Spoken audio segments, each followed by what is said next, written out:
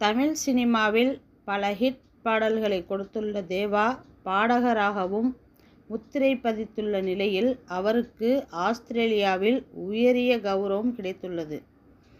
1986ஆம் ஆண்டு வெளியான மாட்டுக்கார மன்னாரு என்ற படத்தின் மூலம் இசையமைப்பாளராக அறிமுகமானார் தேவா.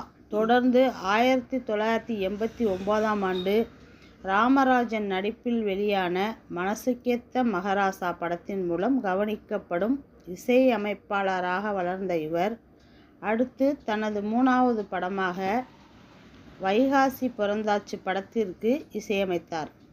இந்த படத்தின் பாடல்கள் இன்றைக்கும் இளைஞர்களை துள்ளி விளையாட வைக்கும் அளவுக்கு பெரிய வரவேற்பை பெற்று வருகிறது.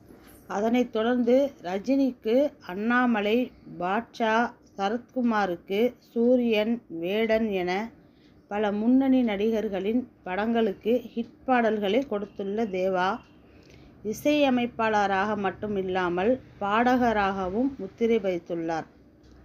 ஒரு சில படங்களில் இசையமைப்பாளர் தேவாவாகவே வந்து நடித்திருப்பார். இதனிடையே தேவாவின் இசை பயணத்தை ஆஸ்திரேலியாவில் உள்ள தமிழ் கலை மற்றும் பண்பாட்டு மையம் பாராட்டி கௌரவி.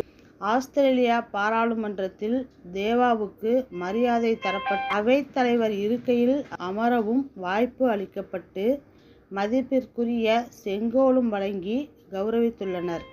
இதனால் மகிழ்ச்சியின் உச்சத்தில் இருந்து பேசிய தேவா, ஆஸ்திரேலியா தமிழ் கலை மற்றும் பண்பாட்டு மேம்பாட்டு மையம் என கழித்த மரியாதை பெருமை அளிக்கிறது. எனக்கும் எனது இசை கலைஞர்கள் குழுவிற்கும் இவ்வளவு அரிய கௌரவத்தை வழங்கியதற்காக ஆஸ்திரேலிய அரசுக்கு எனது மனமார்ந்த நன்றி.